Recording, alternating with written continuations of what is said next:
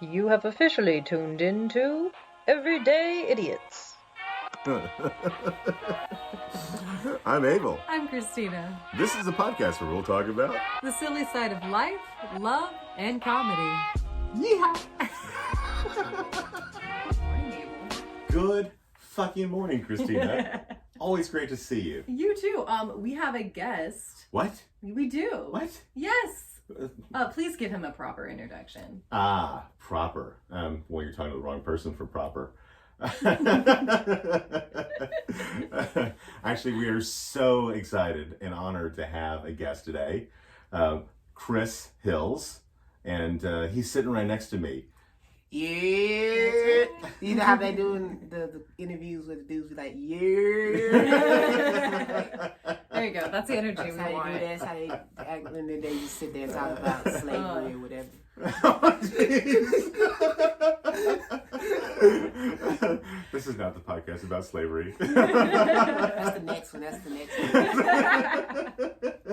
In chains. Oh my goodness. One day I was walking in the field today and I saw my master and he got mad at me because I didn't pick it up fast enough. Anyways, all right. Get ready for 40 minutes of that. I said Jebediah.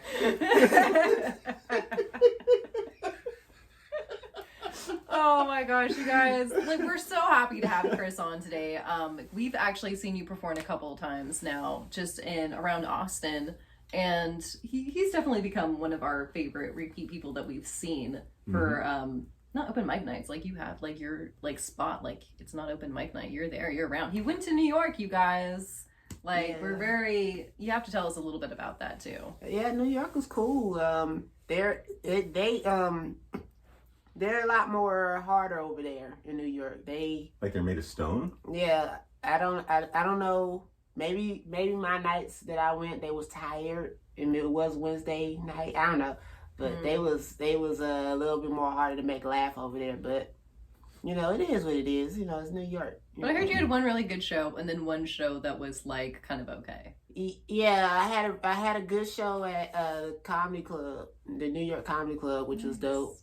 Dude, that is amazing. It really is. Like the fact that you got in there. Like, yeah, I can't even buy a ticket to get in there. They won't let me in.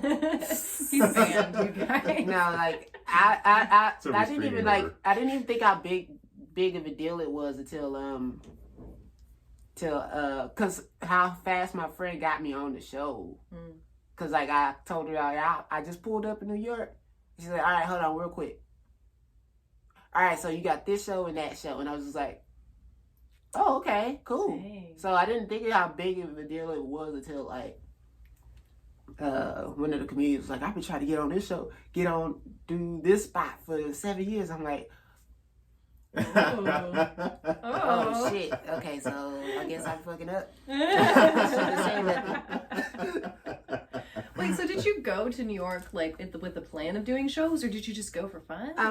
I had my friend told me if I came in town that whenever just let her know if she could put me on anything or something like that. So I kind of already had that in the back, but I also just wanted to go there just to like visit the city and like I the last time I went was about 10 years ago or something like that, and we just took a tour bus around the city, and then that was it. That was the whole time, and it was like, all right, that's fun, but like I didn't get to like walk the streets and see all the tour bus. That is not the way to visit New York City. Yeah, it was That sounds terrible. Like, was there a comedian on board with a mic to like no, entertain you guys? this was like it was just a regular tour guy on the bus, and he was just like, yeah, so this is Harlem and this is Brooklyn and we're over here now, and it was very unmemorable. I didn't remember anything. You remember Brooklyn?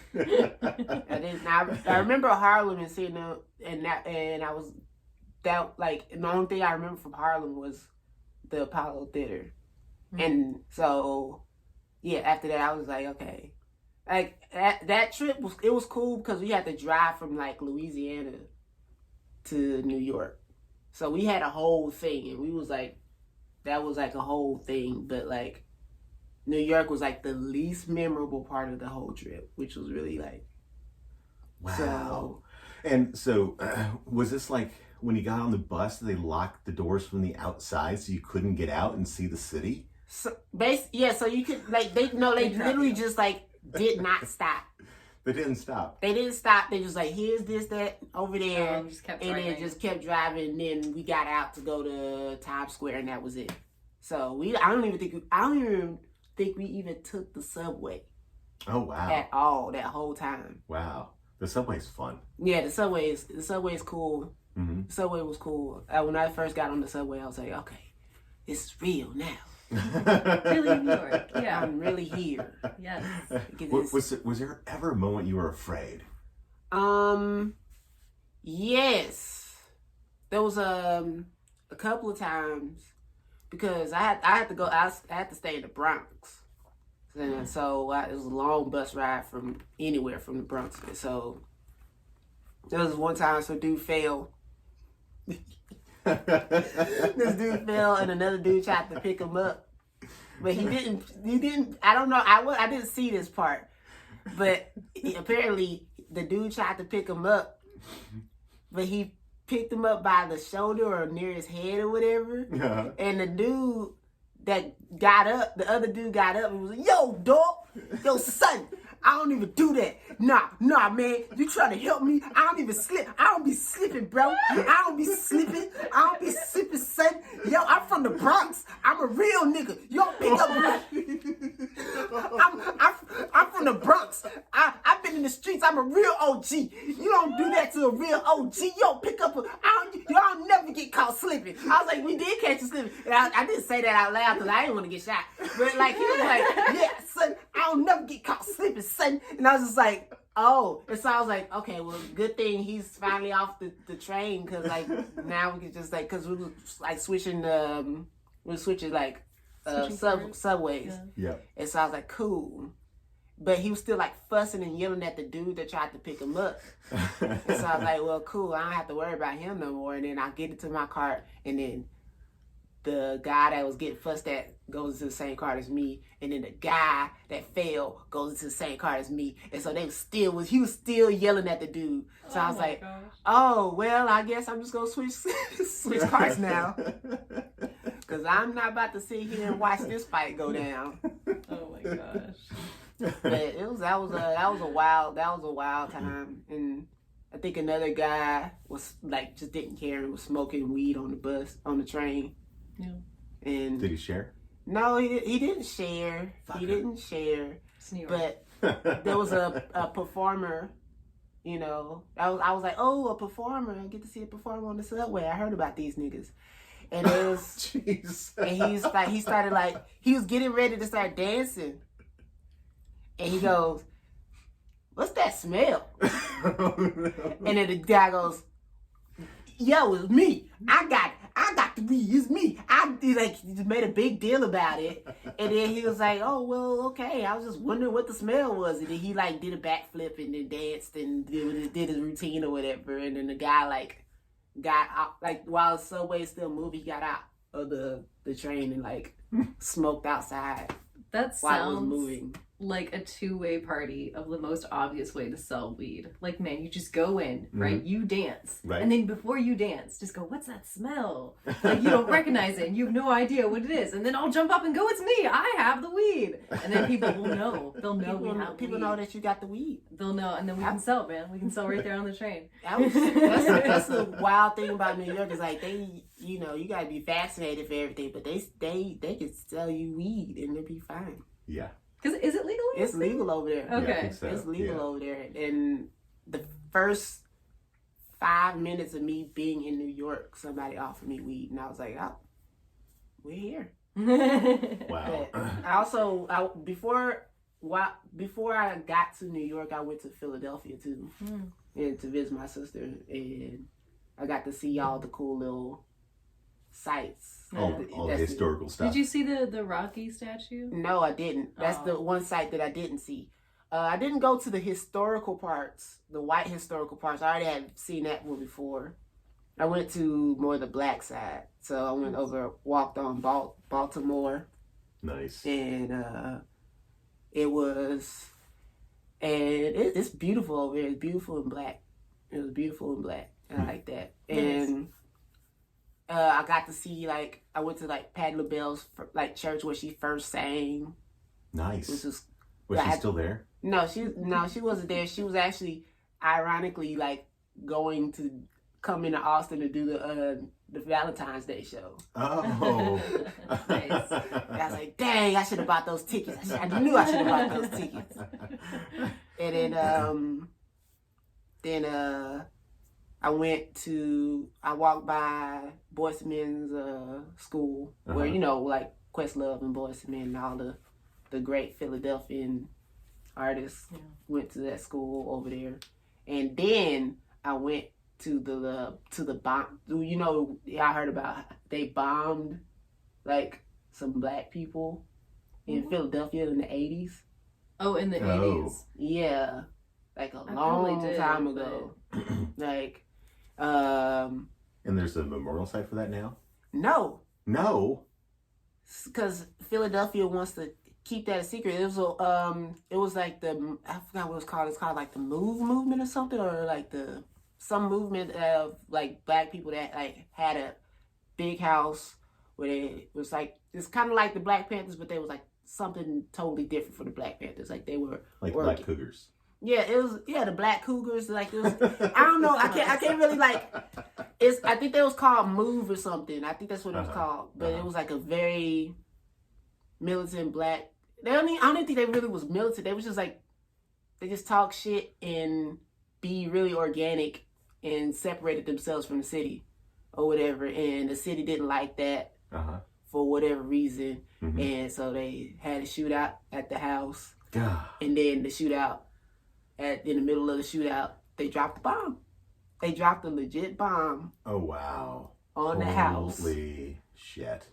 And it's one of those things that people don't talk about. And I went by that house, or I went by the spot where it happened. Mm-hmm. And it's all brand new apartments. And the exact spot where it happened, the house, the only thing it has on there is Black Lives Matter. And that's the only thing you see. That's the only thing that you see. That's like the little, like, it happened here, Black Lives Matter.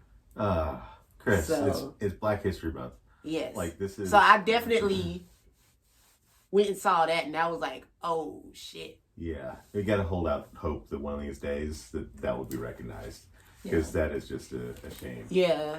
They made a documentary about it, but it was, like, really... Like, they made a little documentary about it. It's on HBO Max. But I didn't hear about it till the Questlove Supreme show when they had DJ Jazzy Jeff talk about it. And I was like, he was like, yeah, so you remember the bombing? And then it was like, yeah, the bombing. Everybody's like, wait, what? Yeah, I remember the bombing. And Questlove was telling this little, like, I got my heart broken because this girl didn't like me, and then all of a sudden I went home and all I heard was a bomb drop. I was like, wait, y'all just too casual about this story. Like, wait a minute, like, yeah, I remember the bomb. Yeah, I remember that back in the day. Wait, what? Oh my goodness.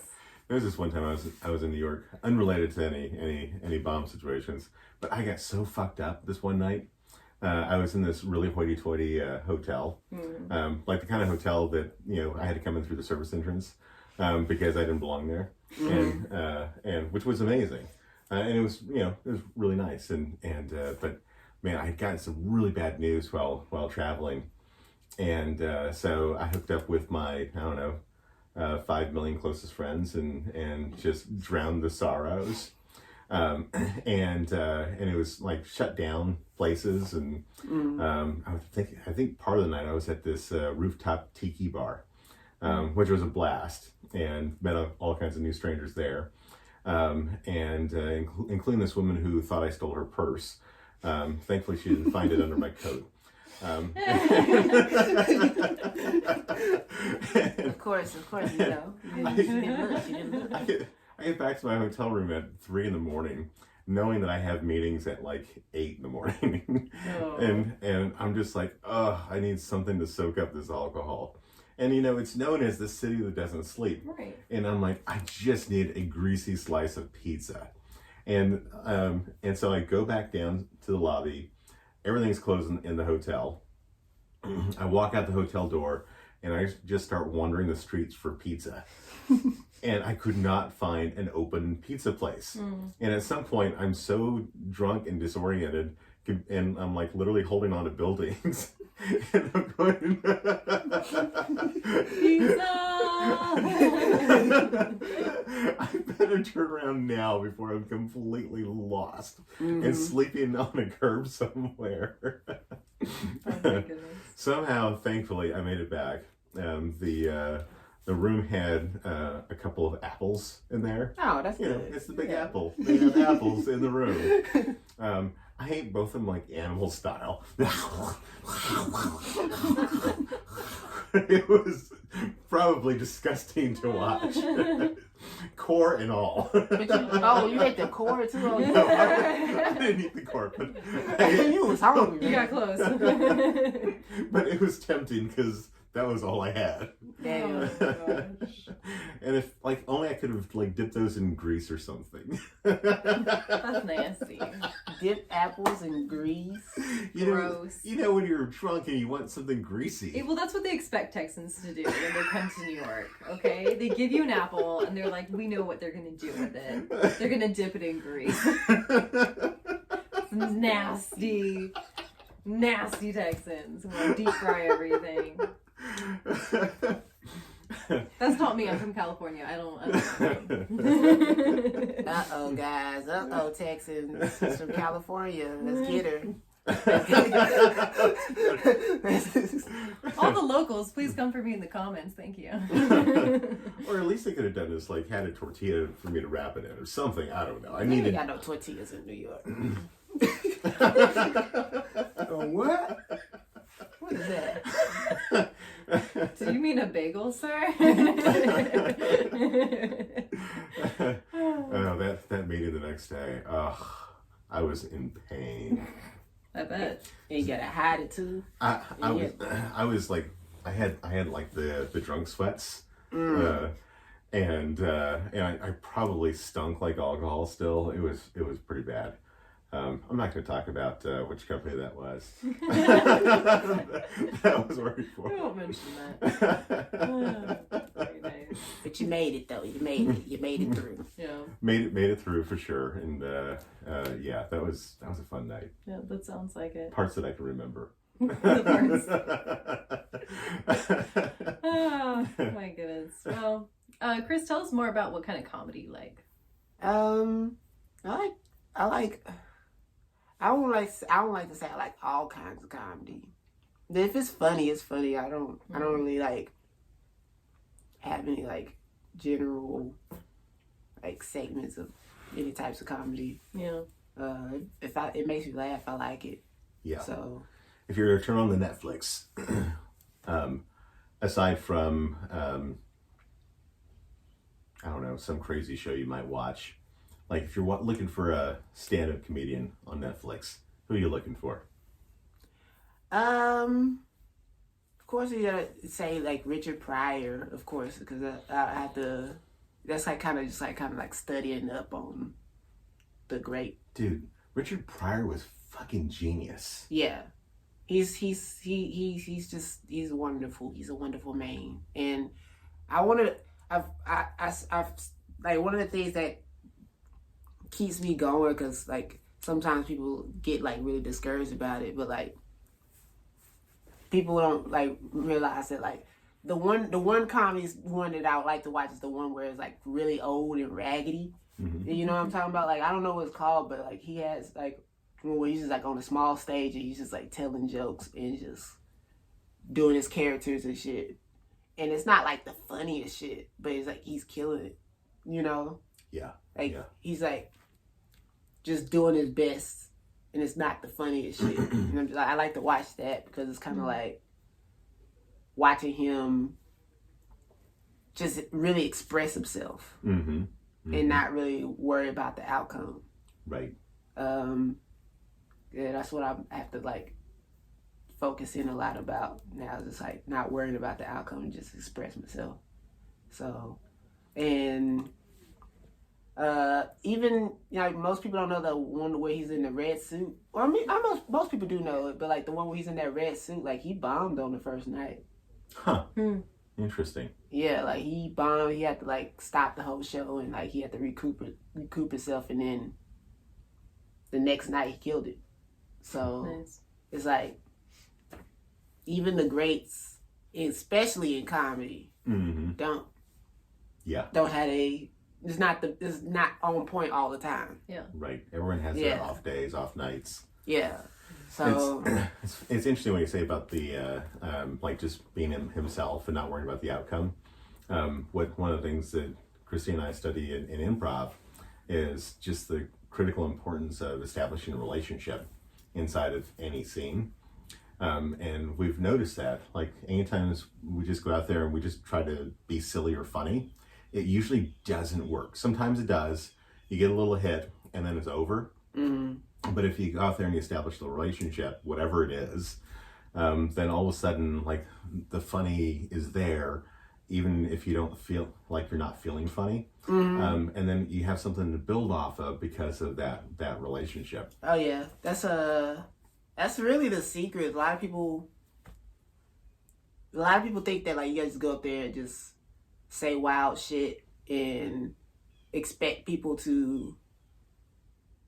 audience to want to laugh at you because you're saying some wild shit, or like you saying, or whatever you say is very deep or whatever. But you got to establish a relationship with the audience first. Right. Like, you got to let them know who you are first before anything. Because if you don't, like, then they don't know who you are. They don't have a connection to want to laugh at your stuff. Yeah. Right.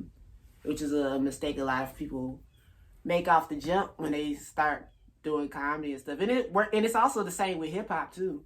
Like with rapping. Like KRS-One said it, like, you know, people had a mistake. They want to have the audience go say, hey, hey. But people don't feel that. But like if you spit some really hard bars and they're like, oh, snap, he just said that. And then you say, hey, they're going to be more willing to do it because you just blew their mind with your talent and stuff. So you gotta, I definitely agree. Yeah, like giving them more than you think. Like we think we're like, oh, I'm gonna do the thing, like to have the funny line, the bit, or like do like singing really well or something. But like giving them more and also like showing up vulnerable is like an invitation to get to know you, to either laugh at the joke or to sing along with the lyrics. Like whatever it is, giving them more than what's just enough to get what you want, but extra on top of just like, you know me, here I am, I'm here, I'm doing my thing, I'm vulnerable. Like it's almost like saying, like, it's like giving people permission to laugh at your jokes. Yeah, exactly. It sounds weird, but exactly. That's why like Kevin Hart lasted so long in the game. It's because everybody he was very vulnerable about everything and upfront with his life, and he was funny while doing that. Yep. So, I mean, he's upfront about his height too. Yeah, he was upfront about his height, upfront about his kids, upfront about everything. Yeah, his wife and his voice and everything. His mama. So you gotta let people know who you are first, and then you can come out and do a stadium show. Yeah. And it'd be mediocre. It'd be a mediocre set. Talk about raccoons. And it's like, oh, raccoons. Oh, so you scared of raccoons. Raccoon tried to give him 5 of them. Yeah. But then when they tell that raccoon story, people will think it's funny because they've just talked about themselves and how they have a fear of raccoons. Yeah. That's like a little example. Yeah. Yeah. Oh, my daughter, she loves raccoon memes. Like specifically raccoon memes. Yes, specifically raccoon memes. I actually kind of do too. I mean, raccoons in itself they got their own personalities. They got hands. Yeah. That's the that's the secret. If you have hands and you're not a human, it's like, whoa, what the hell? Yeah, like monkeys. Like That's why we love monkeys. But yeah. Chris, on a typical day, I'm always looking for something funny, and I find that like you can find it anywhere. Oftentimes, I find it in meeting strangers or going to the coffee shop. I love to go to the coffee shop in the morning. Well, A, to get coffee, but B, because something's always silly happens there. I don't know what it is about it. I think it's you. Yeah, because I go to the coffee shop and nothing be going on over there. They just, can I get my chai latte? Can I get a matcha? Yeah. See, I go to the coffee shop with him, right? And then I quickly find out about 3 baristas within like 1 minute. And then by the end of it, I'm learning about the book that one of the baristas is writing. Yes. Yeah. Wow. Because of Abel. Yeah, that's a you thing, Abel. Yeah. Oh, shit. Not everyone's having silly times. Yeah, at the coffee I'm shop. trying to find the silly times, but now. Well, I bring it up not to talk about myself, but rather I'm just like curious, like, what do you find funny in a typical day? Nothing. I have to make things funny sometimes. I have to be the funny one. Man, it's like, I don't, like, because I'm more like I'm somewhat more of an antisocial introvert kind of person. So I personally don't like to walk up and talk to people because people make me nervous. Because on a scale of 1 to 10, how nervous are you right now? about a 7 to a 6. It's not bad because we've already established it, but like, it's eventually I'm gonna just go back into my little shell and try. But as far as like finding the funny things and stuff, of course I make jokes about people in my head all the time when I see something goofy in the streets. Yeah, so you're observing, and I could tell that in like your routines that you're observing people and that you are finding like funny things about life. Mm-hmm. Like, but I don't think about it in the moment either. I think I just walk through life, and then later in my like head later that day I'll be like, that was fucking stupid when I saw her. And then I feel like I can kind of like write or think about, or at least gain the perspective of like ridiculous shit that we think is sometimes normal too. Like maybe you didn't think too much of it in the moment, but you think about it later and you're like, you know what? That's kind of stupid. I don't know why we do that in society. No. That's the impression I got from maybe how you think about it too. No, that's exactly how I think about things. Yeah. Especially like when I was working in that retail store, you just see dumb stuff all the time. People, I can't be faulting people all the time when they do dumb stuff at retail stores or like at the restaurant, because I be doing stupid stuff all the time. It's just like the uncertain. I think everybody's just so uncertain about things that they want to make sure they're not being a bother or whatever. Mm-hmm. But I don't know. I think it's just like my last boss, their whole thing was like, we have to be in the customer's face all the time, and we got to make sure that the customer is having a good time. But we sell prints, and we sell prints in coffee cups and candles. I think they can figure out if they like a print or not. I don't have to like. I think if they can look at a necklace, go, that's not. If they need something, they just come talk. Anyways, I just think that's just like services. I don't know. I'm the same way. I don't feel like I can really sell something to people that like. Because I do have that same opinion. I'm like, well, they know what they want. They know if they want to buy it or not. What am I going to talk them into it? I think people should save their money. I'm not going to talk them into I'm shit. not talking people in the shit for anything. They came in here. They know what they're doing. They know what they're like. How much money they have and don't have. 9 times out of 10, I'm gonna be like, "Hey, you good?" And they be like, "Yeah." And then I'm like, "All right, That's it. What's he? Oh, hey, do you need anything? No, I don't need anything. Cool. Exactly So why right. waste your time?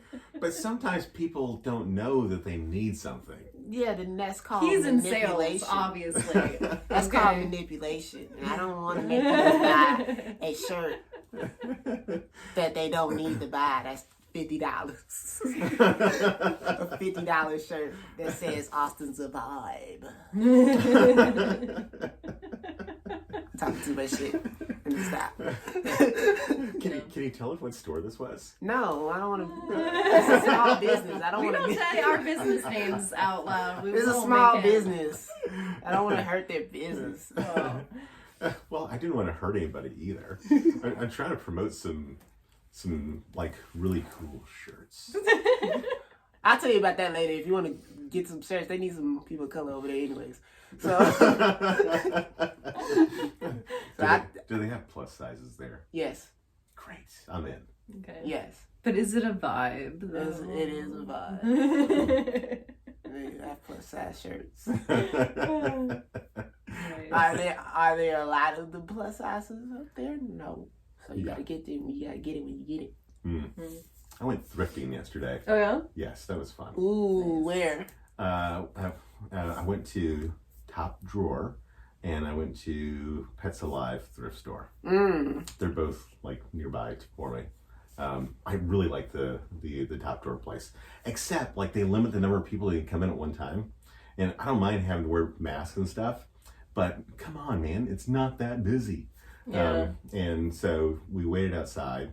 My bald head was getting cold, even though it wasn't that cold, but I was in the shade. Yeah. They finally let us in. They had the weirdest thing in there, and somebody had bought it, had not picked it up yet. It was an embalming table. Like dead people. Yes, like dead people, but there was no dead people on it at that moment. Well, that's good. But you could tell by the age of this table, it had been used a lot. I'm sorry, how did you know it was an embalming table and not like some regular table? Well, when I laid on it, Felt all the spirits of the last few that went away. They told a story. Oh, go get that table because I'm dead. Oh, like I'm not like into spirits and stuff, but this table had an aura to it. Out of energy. You could feel it. It was just like you get close to it, and it's like, hey. Oh. It touched you. Hey, lay down on this table. I promise nothing bad will happen. Hey, there's many of other people that lay down on this floor. They're in heaven now. Don't worry about it. It's free pass. There was no pillow on it either. That's not the way to go. It was metal. It was hard. I mean, if you're not alive, I guess do you this need is a pillow? Was it cushioned elsewhere? No, there was no cushions on it. No. It's no respect for the dead, man. Like, No. I want to be not at comfy all. even in death. Yes. I mean, they had other cool stuff too, but that was like an item of note at that place. That is so weird. Mm-hmm. Yeah. And I walked out with the new to me, new jacket. And, Tight. A couple other things. Yeah. I actually went thrift shopping. Yeah, like thrift shopping like a couple days ago by accident. Whoa. How did, like, how is that an accident? Like, you had to go to the bathroom that was in your store?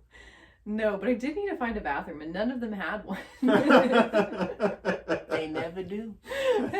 But, well, what happened was... Nervous poos, maybe? Stop it. That's a whole different episode. It's a long story. Nervous poo. No.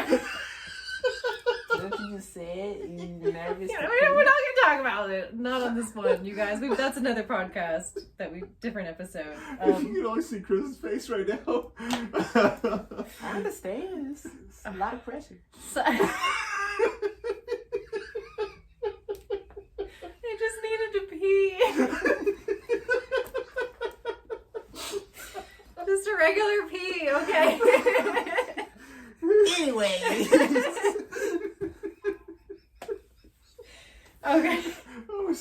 shorts. No, well, okay, how it all started, okay, was me and my boyfriend decided we're gonna do this at least once a month, if not more frequently. Is we're gonna just have a day where we just get in the car and we go, and we don't have a plan, and we're just gonna explore the city.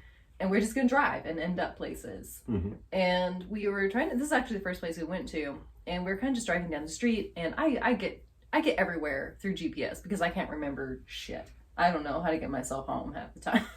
It's terrible. I mean, I've only been inside the city for like a year, but I've been living outside the city for like 5 years. Right. And like just right outside of it too. So you would think I would know how to get around. I don't. But anyway, so we're driving around. I don't know where I am, and I see a Buffalo Exchange, and I'm like, oh, I've only been to a Buffalo Exchange here in Texas like one other time, and they had really good stuff. And I was like, let's pull over and let's go in. Guadalupe? I think so. Near campus? Yeah. That's where I was. And you know, like right over there, they have a bunch of those thrift stores too. And so we like park the car, and I'm like, oh, there's like 3 thrift stores in a row. And so we're going to all of them. And I had, what did I have? Yeah, I had shorts in my hands because I wanted to change into shorts because it was warm. But I was wearing pants because I had just come from an interview. And so I'm going in with a piece of clothing, and I'm like, I need a bathroom. I was like, these are my shorts. They're not yours, but I also need a and they're just looking at me like, ma'am, I don't know what you're trying to do here, but not in this shop. No, we're not falling for that one. These are my shorts. And of course I'm walking out, and so there's no bathroom, so I keep walking out with shorts, but it's a thrift store, so everyone's walking out with clothes, and I don't have a receipt. And I'm just looking at them like, don't worry about me. You know what's so scary? One time I was wearing a shirt at the thrift store, and they had the same shirt that I was wearing. And so I was like, oh, they think I'm they definitely think I'm stealing because it's a shirt that's already like they're selling. But I'm like, no, like this is the fit that I have. So nobody said anything though. It's usually all in your mind. Yeah. I was so afraid about getting stopped. And some people were watching me. They were keeping an eye out on me. Like, is she gonna go? Those shorts are not hers. Like, that's good. Do their job. You know, I used to live pretty close to a Dick's, and the sporting goods. Yes. Okay. Oh, I actually have several Dick's stores. You know something? I didn't even think about it until you said it was a sporting goods. You had to clarify. I knew it was. That's a sporting why I goods clarified, because you don't know with Abel. You just don't. I knew it was the sporting goods, guys. It's because you don't know Abel well enough, okay? I know him well enough for this story to not be a Dick's Sporting Goods story. I mean, I only want to hear about your dick sometimes.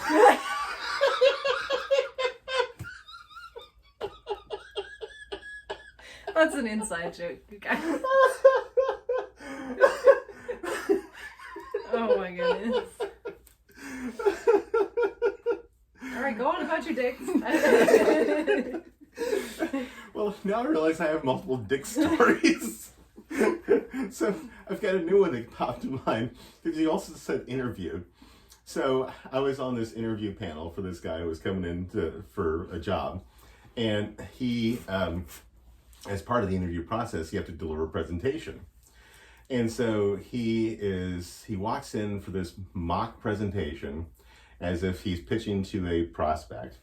And he's this tall Norwegian guy, bald head, like just white can be.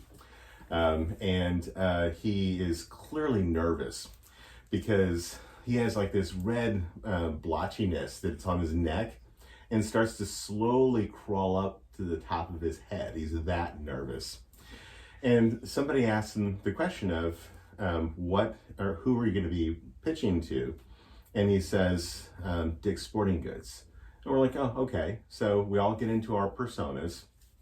And he starts out his presentation by going, before I get into my presentation, I just want everybody to know that I love Dick's.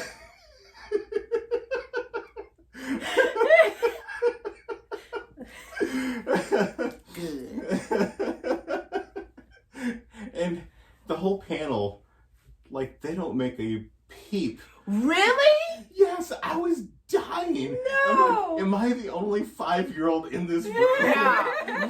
No. That's not even like childish. That's not even like a childish thing to laugh at. That's not even a childish thing to laugh at. He said I love dicks. That's funny. It is. That's like genuine, like across the board, every age. Yes. That's hilarious. But the way he said it too, with the passion. He said it with passion too. Oh boy. Like fist pumping. And just, he was into it. He loved dicks. He leaned right into it. He leaned into dicks. Yes. Have you guys ever had a moment like that where you're saying something and to you it sounds perfectly normal, and then everyone else is hearing it differently? You don't realize it until you say it loud like the third time. Right. And then people are looking at you confused, and then you have to say it again. I did that once. Yeah. Years Just ago. once. Probably not. No, I was thinking about this the other day. I don't know why, but I was years ago. I worked at Chick-fil-a, and I was talking about some show I was watching with some coworkers, and it was a British show, and I was like, "Yeah, it's on the BBC," and we were just talking about that, but we're kind of quiet, and then I guess my volume had like gotten louder, and then I had to keep repeating to her because we're using headsets, and I had to just talk louder and stuff, and I was like, "I love BBC," and I kept repeating it and getting louder, and like everyone is stopping now and staring, including my manager, who is like, and then it hits me, and I have this moment. I'm like, oh. You got hit by the BBC. And so then I have to go, no, British Broadcasting. It's too late. They already have the idea. It doesn't help that I date interracially, and I would hit on, okay, this sounds terrible, but my coworker, he was black, and he's a little bit younger than me though, right? And his dad he had a younger dad, and he was very good looking. He would come in sometimes, and I'm like, oh, is your dad single? Like, and I would just like give him a hard time and tease him. I'm like, your dad's hot. And he's like, he's married to my mother. And so I would make that joke all the time. So people like kind of knew. So and it was so, like, okay, we get it. yeah, they're like, okay, stop, Christina, stop yelling. We love BBC, we get it. You love his dad. It didn't help. But yeah, I just silenced that Chick-fil-A. And I don't know why. Wait, you did that at Chick-fil-A? Yes.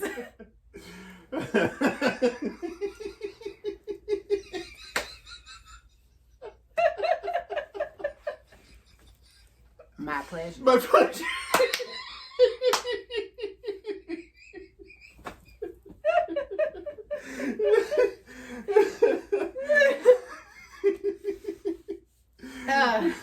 Yeah, I think about that sometimes.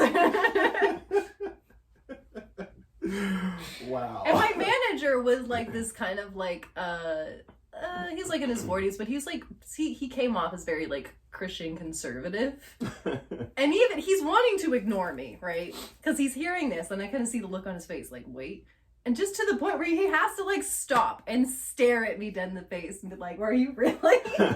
That's so sad that he didn't say anything the first time. That's terrible. That's terrible. You need people. We have to start telling people that they're making a fool of themselves the first time. Yeah. Please, because we're some idiots over here, and we don't stop. We have no sense of shame or boundaries, and Like, just it's not gonna hurt their feelings. Just they got something stuck in their teeth. Tell them. yeah, just someone needed to at that moment be like, "Stop yelling! I love BBC. They're not thinking British Broadcasting." One coworker, someone. Not one. Because one of them knew I was talking about. They let you say it. Yeah. Over and over Yes. again. And louder. It's just too bad that you didn't have like the button that sends it out to the store or to the drive-through. Yeah. That would have been even better. Well, I could have. I had my headset turned off, thankfully. Because if I... You will love Chick-fil-A. Can I get a number one with a Chick-fil-A sauce? I love BBC!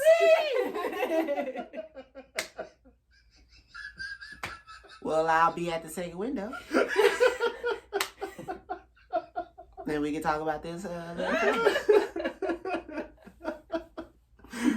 This is not what I expected. I just wanted the Chick-fil-A sandwich and get some your dicks up.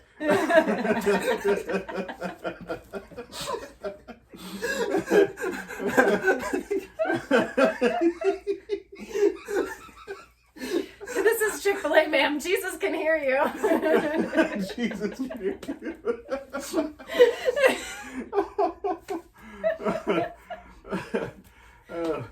Actually, they close on Sunday, so Jesus doesn't have to hear you. Oh, okay. Good to know. Also, he's black too, so. Anyway, nope. That's the line. That was the line.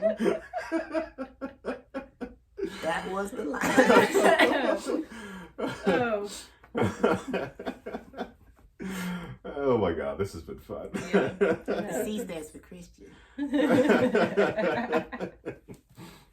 Big black Christian.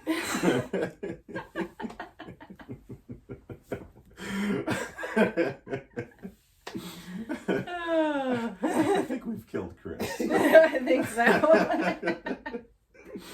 Which is so perfect.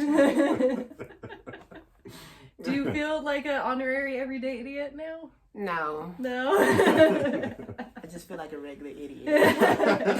Every day. Just a normal dummy. Hey Chris, before we get wrapped up today, I would love to hear like your favorite venues in town that you've either performed at or that you go to listen to comedy, because there's a lot of comedy in this town.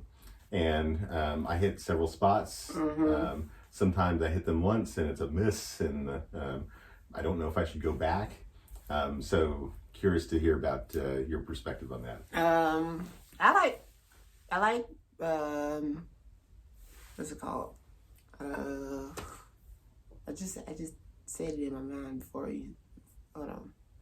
I love that place too. Yeah, That's a good spot. Velveeta Room is always a good spot to go to, especially on Fridays, because they'll do the headliner, and then they'll have like a special cool show that happens on Fridays. That's pretty dope. Buzzmill is always good on Wednesdays. They always bring out the best local comics in town. So Buzzmill on Sunday too is also good. The one on 7th Street, the where we just met. Yep. Or not met, but like saw. And of course, Cherrywood is also a good spot as well. What's that on Mondays? No, Tuesdays. Tuesdays, yeah. And sometimes Creek in the Cave. It depends. If Joe Rogan's there, then no, it's not going to be great. But you don't know. He just might pop up and just steal people's shows and not tell people about it and just bum rush people's shit.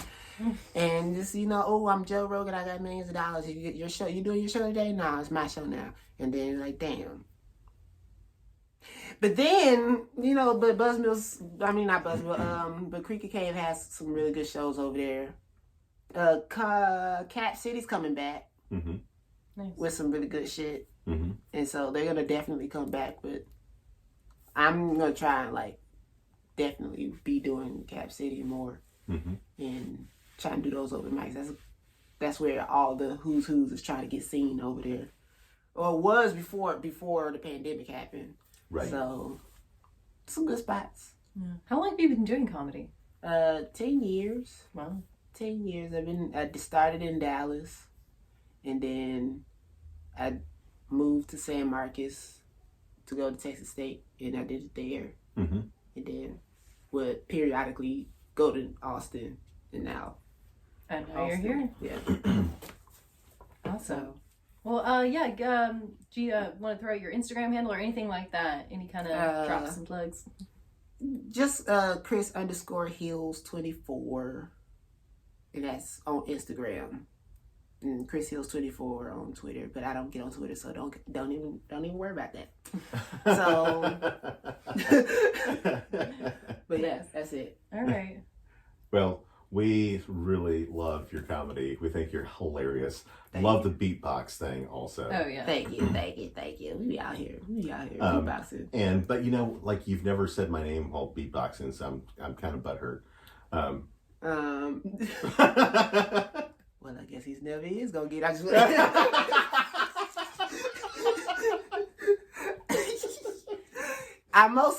The thing is that I mostly do it for the ladies because Does that mean you get to beatbox my name then instead of Abel? no, I'm beatboxing Abel's name. I was gonna make an exception today.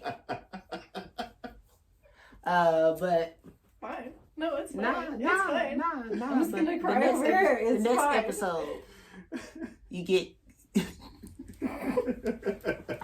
Abel asked first. We're gonna let Abel. But no pressure at all. We'll just come to your next show and I'll harass you until you do my name, okay? Okay, that sounds good. Actually, the reason why I mostly do like because the joke is that's how I get the ladies or whatever. So I have to like pump that up and then Yeah, and no one even wants to imagine you getting me. Oh my gosh, could you imagine though? Imagine with us here, folks, for a They'd moment. be like, wow, power couple. He's single.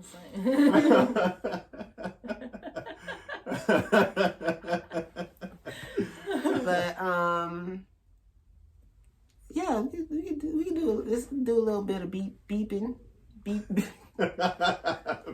You know, I low key like okay, so not to compare myself to Michael Jackson or anything, but you know how like Michael Jackson be like real nervous to do the moonwalk because that's like his like shit, but he like oh no, I don't want to do it.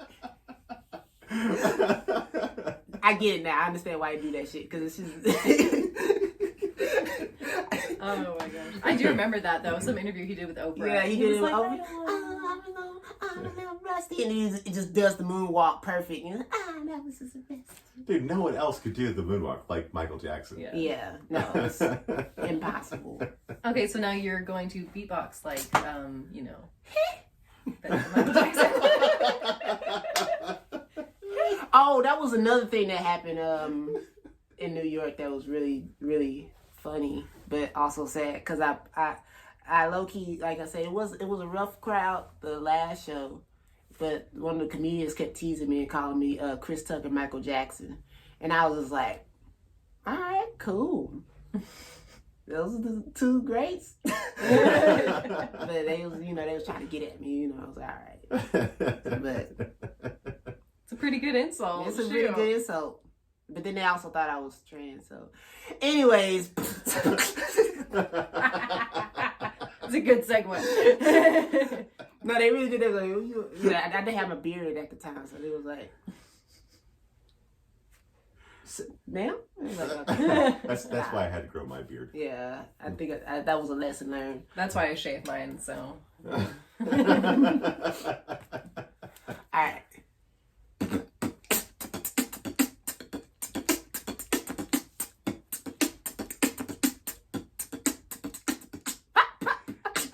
Christine. Abel. Yes! Yes! Oh my goodness. Thank you, Michael Jackson. That was a little rough. He put both names. That was a little rough. I didn't even feel like it, Get out of here. That was great. Oh my gosh. Thank you. That was so fantastic. Yes. Thank you. Both our names. Well, on this note, we couldn't be happier to have had you today. We look forward to seeing you around town Yes. and hearing about other amazing experiences in New York and other great cities as you become more and more famous. Yes. Yeah, we're Please, gonna. I need money. Yeah. We're gonna link all his stuff below, especially when you guys, if you want to watch this on YouTube. But yeah, we're gonna put that information out there so you guys can follow him and other great local comedians. Awesome. Have a kick-ass day. All right, thank you, Right Chris. on. All right, bye, you guys. Very serious now. Okay. We have to do the outro now, Abel. You've been listening to the Everyday Idiots podcast. Where we talk about the silly side of life, love, and comedy. Please like it, subscribe to it, and tell every friend you know about it. Thank you for listening, and check back soon for our next episode. Yeehaw!